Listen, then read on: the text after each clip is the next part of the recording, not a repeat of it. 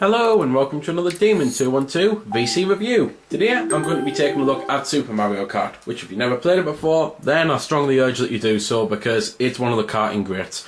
Because if you're a karting fan like myself, then you're probably highly anticipating Mod Nation Racers coming to the PS3 soon, which is basically going to blow all of these old karting games away, what with the fact that you can fully customise and create your own characters, karts and tracks. So enjoy these while you can, because I honestly think that these are now going to be overlooked to hell, which is a bit of a shame from one point of view, but hey, progress is progress, and I've always wanted to be able to make my own tracks.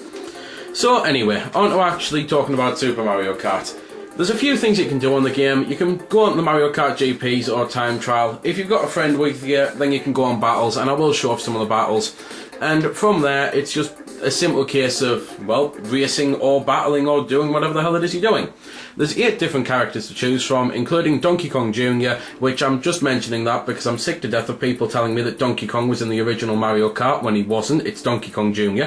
So, anyway, it's also a shame that Cooper took so long to go back in just speaking about characters, because he's always been my favourite on these. So, anyway, there's different classes to play on the game, and depending on what class you play, it depends on how hard the AI is, and it also depends on how many cups you've got, because you've only actually got access to the special cup if you're on over 100cc. So, anyway, the whole point is it's a racing game, and you basically have to win the races. There's 5 races per cup, there are 20 races overall. Sorry, well, 20 tracks overall, I kind of meant to say.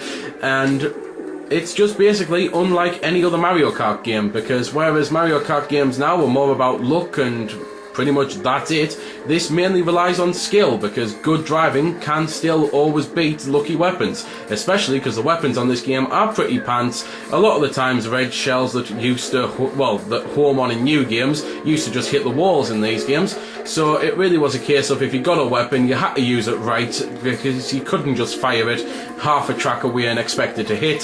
So the whole point was you had to get good at driving. And one of the ways to get good at driving is to collect the coins, which, again, something that isn't in the new kart games, but you collect the coins, and once you get 10 of them, then you reach your maximum speed, and the coins also stop you from getting screwed over as badly when the enemies attack you, because if you've got no coins and you get attacked, it takes you a lot longer to actually recover. So, yeah, there's nothing really much left to say about the racing in the game, other than that the track design is brilliant. It's still one of my favourites, even though it's so plain and simple compared to today's Mario Kart games, and hell, compared to pretty much any kart game.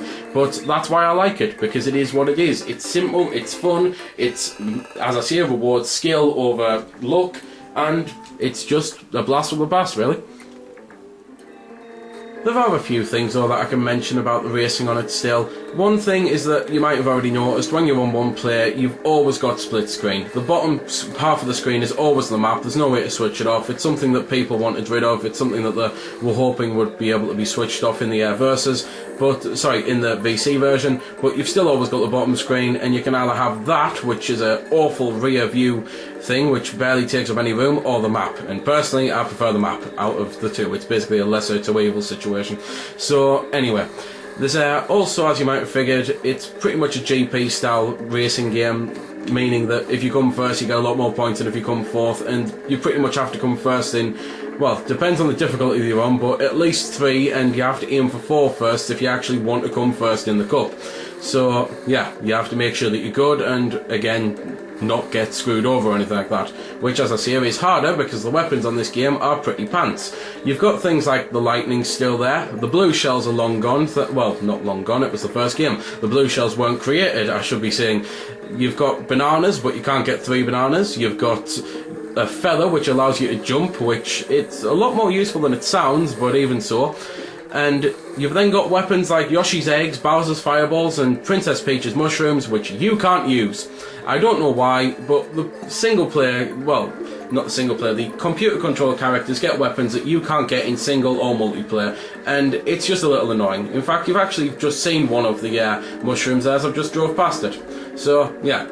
No idea why it was like that. Glad it wasn't like that in the other games, because I hate it when the computer gets something that I don't, especially on a fighting game, when the computer gets a boss character that I can't play as. But anyway, so that's pretty much the racing side. I'm just going to cut into the battles because, well, that's the only thing left to mention, really. So, just to quickly mention, there's 4 battle courses to play from. When you are on 2-player, you can also do what's called match racing, where you just race on one track, any of them that you've unlocked.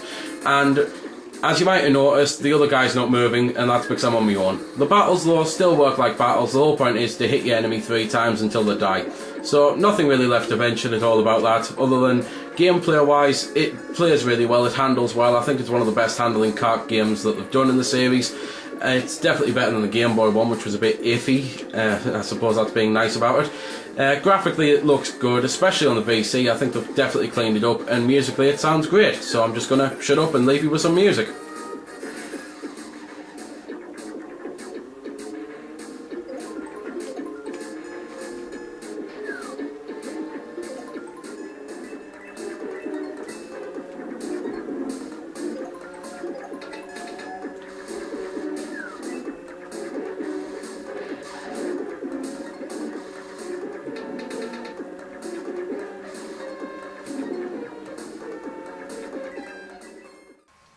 So there we go then, that's been the review. I hope you've enjoyed it, or at least found it helpful. You might have noticed I didn't score the game. Well, that's because it's a matter of personal opinion, and yours may very well differ from my own. I'm just here to show you a bit about the game. If you like it or not, well, that's up to you. If you don't like it, or you do like it, feel free to comment. Also, if I haven't answered any of your questions that you may have had, I might have forgot something, or it might just be something obscure. Again, feel free to comment, ask, always willing to help out. Otherwise, if you don't like commenting on YouTube, head over to www.vc-forums.com, where you can chat with me and a bunch of other lads who love the VC, the WiiWare, and hell, even a lot of other systems. We cater to pretty much everything. You can just go there, have a chat about a game, ask about some games, etc. So until next time, this has been Demon212, signing off.